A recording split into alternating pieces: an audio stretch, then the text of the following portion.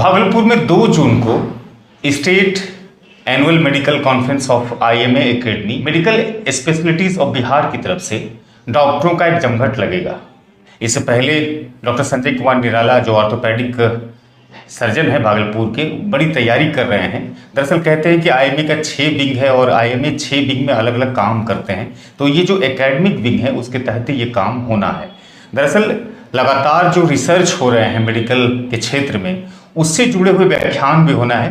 क्या चीज़ें होनी है 2 जून को, हम डॉक्टर संजय कुमार निराला जी से जुड़ते हैं, और क्या भागलपुर को मिलने जा रहा है 2 जून को, उस विषय में भी हम समझने की कोशिश करते हैं। दरअसल 2 जून को क्या होना है, किस तरह का कार्यक्रम होना है?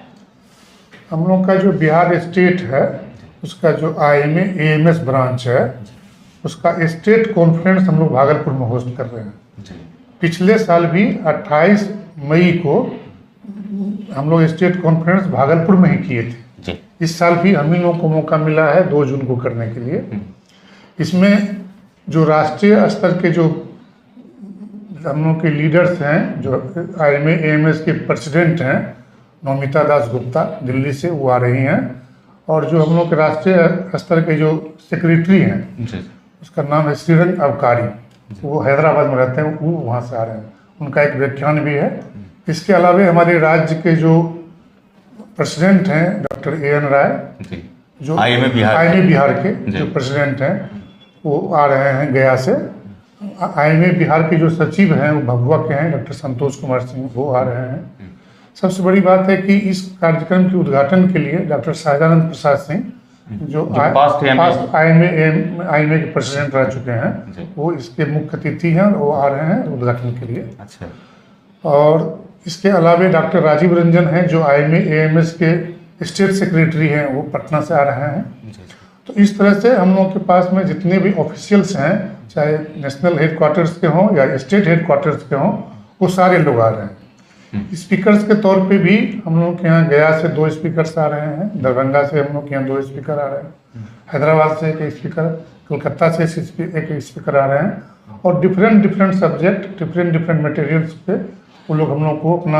अच्छा, मैंने देखा कि आपने जो प्रेस रिलीज भेजा था, इसमें लिखा था आपने कि साइंटिफिक प्रोग्राम होगा जिसमें 5-6 सेशन का चर्चा किया गया था, जिसमें एनीमिया है और अलग अलग फीमेल डॉक्टर्स भी स्पीच करेंगे। दरअसल 2 जून को जो आप लोग कार्यक्रम कर रहे हैं, इससे क्या होने वाला है, क्या एक्टिविटी इसमें होगी? आईएमए एएमएस का जो टोटल एक्टिविटी होता है ना, केवल एकेडमिक होता है। हाँ, आईएमए। तो इसमें किस तरह का व्याख्यान होगा, किस तरह का स्पीच? जो भी नए वर्क्स हो रहे हैं अभी देश में, दुनिया में जिस तरह का वर्क हो रहा है, वो सब हम लोग एक दूसरे के साथ साझा करते हैं। तो इससे यहाँ के डॉक्टरों को क्या फायदा होगा? फायदा ये होगा कि हम लोग का ज्ञानवर्धन होगा, हम लोग उस चीज़ को अडॉप्ट करेंगे, जो बाहर हो रहा है काम हम लोग उसको सीखेंगे। यानी कि जो नई विधि आई है, नई टेक्नोलॉजी आई है मेडिकल के क्षेत्र में, उस चीज़ों के विषय में जानना होता है। जी, और उससे हम लोग को ये फायदा होता है कि हम लोग सीमित साधन वाले क्षेत्र में रहते हैं, यहाँ बहुत साधन का अभाव है। हाँ, छोटा शहर है, तो उस सीमित साधन में भी हम अच्छा से अच्छा कैसे कर सकें, ये सब चीज़ पे हम लोग का चर्चा होता है कि अगर मध्यम शहर है, उच्च कोटि का शहर नहीं है, तो भी हम लोग कैसे अपने आप को इम्प्रूव करके बढ़िया से बढ़िया कार्य कर सकें। डॉक्टर एसयू सिंह हैं ji, recent advance in robotic orthopaedic के विषय में भी सेशन होना है। आजकल नी रिप्लेसमेंट बहुत कॉमन होते जा रहा है। हम लोग का लाइफ स्टाइल ऐसा हो गया है कि प्रत्येक आदमी ऊंचे जगह पर रह रहे हैं, मतलब समतल जगह कम होते जा रहा है। आप सीढ़ी चढ़ते जा रहे हैं, 1st floor, 2nd floor, 3rd floor, 4th floor, और घुटना का कंडीशन उसके हिसाब से बिगड़ते जा रहा है। एज हम लोग का बढ़ता है तो फिर घुटना में दर्द शुरू हो जाता है। तो एक एज आया था, एक एरा आया था जब हम लोग नी रिप्लेसमेंट की बात सोचते थे तो डरते थे, जब वाजपेयी जी के समय की बात थी। हाँ। जब उनका नी रिप्लेसमेंट हुआ, उनको काफ़ी कठिनाई हुई, फिर लोग डरने लगे, फिर काउंसलिंग हुआ, फिर बहुत तरह का होते फिर नी रिप्लेसमेंट धीरे धीरे अब लोग अडॉप्ट कर लिए हैं। लोग को लगता है कि नी रिप्लेसमेंट होना चाहिए। उससे नया एडवांसमेंट जो है ये है रोबोटिक नी रिप्लेसमेंट। अच्छा। हाँ, ये जो होता है ना, हम लोग जैसे डॉक्टर हैं तो हम लोग सीखते हैं कैसे करना है, उस तरह का प्रोग्रामिंग हम लोग रोबोट में करते हैं, और वो हमारे सर्जरी को असिस्ट करते हैं जी, रोबोटिक सिस्टम से।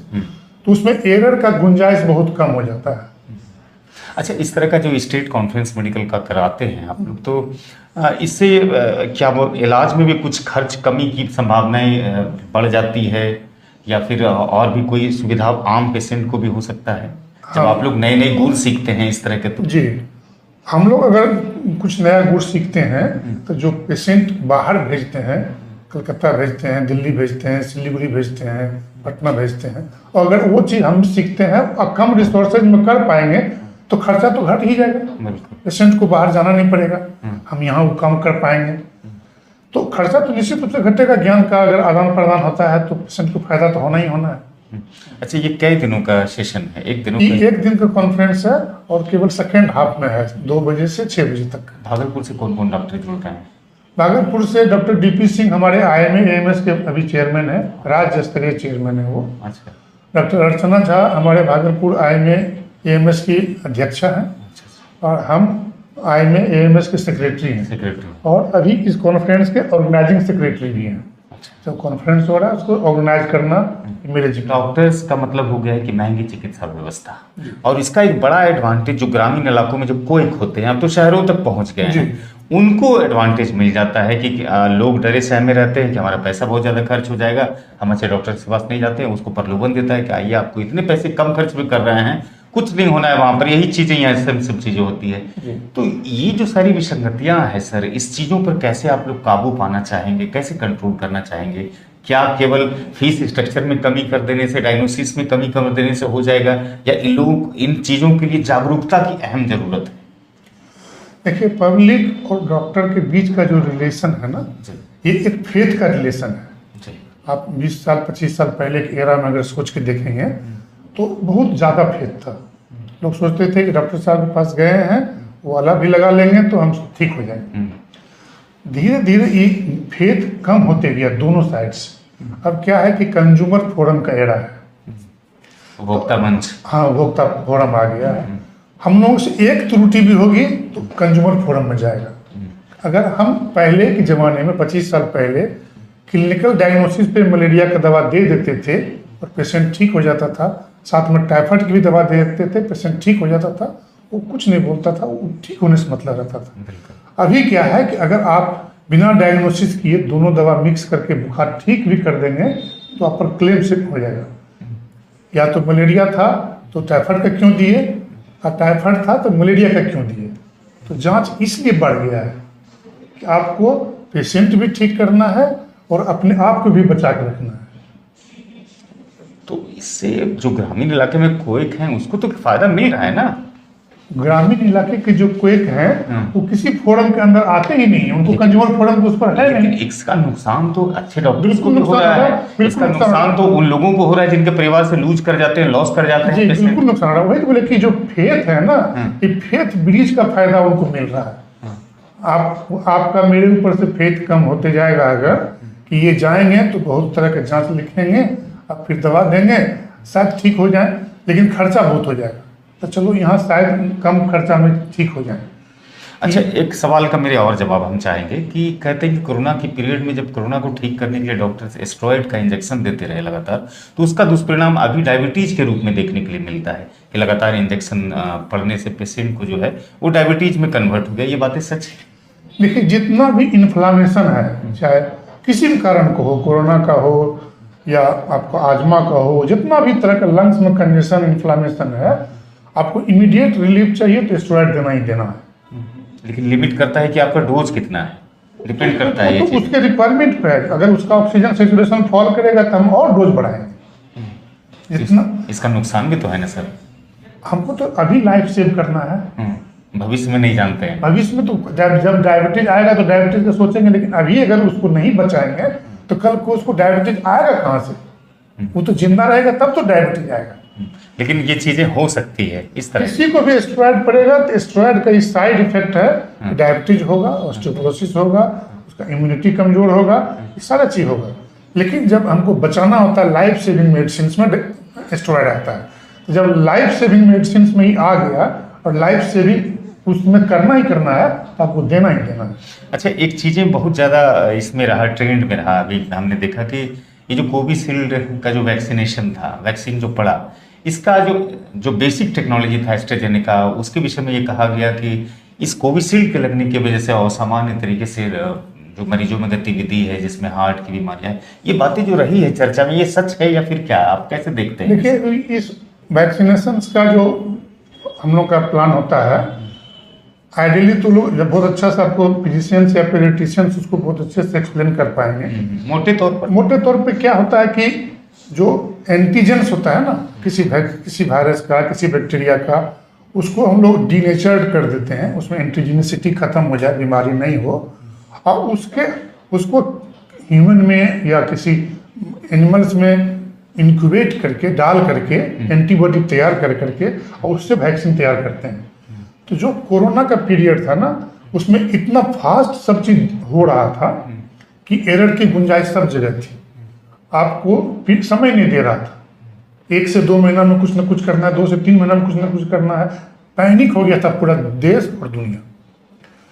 लेकिन उसके बावजूद कोवैक्सीन, कोविशील्ड या जो भी वैक्सीन आया है वो जरूर इफेक्टिव रहा है। क्या कि वैक्सीन के बाद सडनली इतना बड़ा फॉल जो आया है, ये जरूर इफेक्टिव रहा है। दूसरा चीज होता है कि हम लोग एक्वायर्ड इम्यूनिटी लेते हैं। अगर हमको एक बार हो गया, दूसरे बार हो गया, प्रीक्लिनिकल रहा, मतलब हमको कोई सिम्टम्स नहीं दिया तो हमारे अंदर में इम्यूनिटी अपने आप आ जाएगा। लो डोज में अगर वो आया और चला गया तो इम्यूनिटी देगा। वैक्सीन भी वही काम करता है।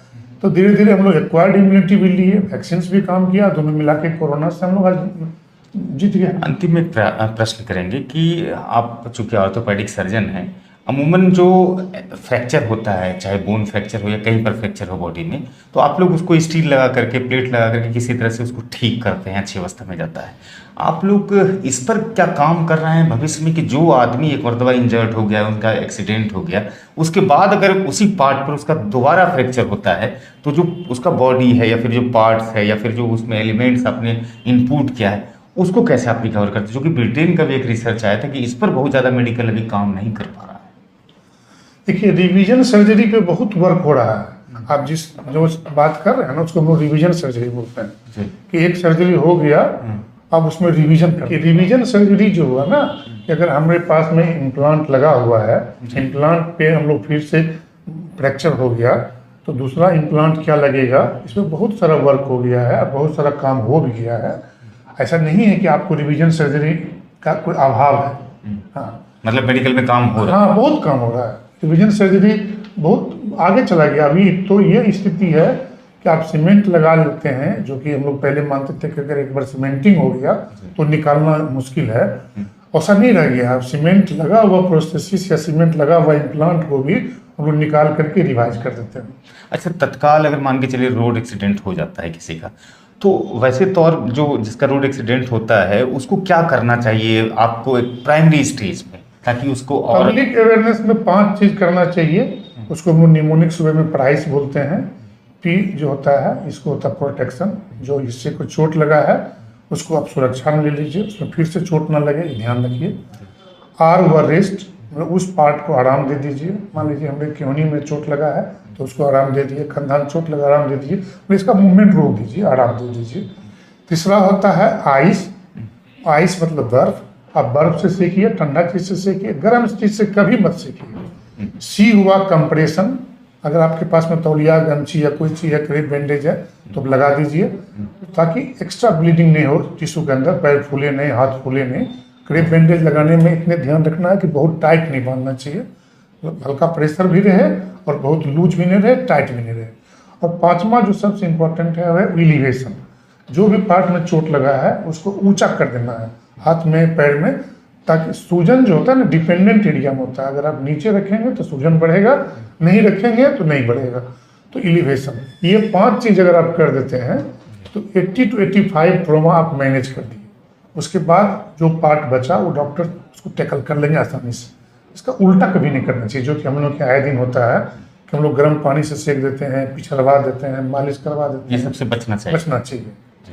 शुक्रिया आपका, बहुमूल्य समय मिला सर्टेन टाइम्स को, और आपने बहुत इंपॉर्टेंट जानकारी हमारे व्यूवर्स को दिया। बहुत बहुत शुक्रिया डॉक्टर साहब। धन्यवाद धन्यवाद। तो ये डॉक्टर संजय कुमार निराला थे, ऑर्थोपेडिक सर्जन, जो बेहद जानकारी महत्वपूर्ण दे रहे थे कि आपको अगर सड़क एक्सीडेंट या फिर कहीं पर भी आपकी इंजरी होती है, बोन इंजरी होती है, तो आपको क्या करना चाहिए। इसके पहले इन्होंने जानकारी ये भी दी कि यहाँ पर जो 2 जून को एक सेशन होने वाला है, उस सेशन में किस तरह की जानकारी डॉक्टर्स को मिलेगी और उसका क्या फ़ायदा डॉक्टर्स को भागलपुर को होने वाला है और उसका क्या फ़ायदा पेशेंट्स को मिलेगा, वो सब की जानकारी आपको मिली है। जानकारी अगर अच्छी लगी हो तो साझा कीजिएगा, चैनल को भी सब्सक्राइब कीजिएगा।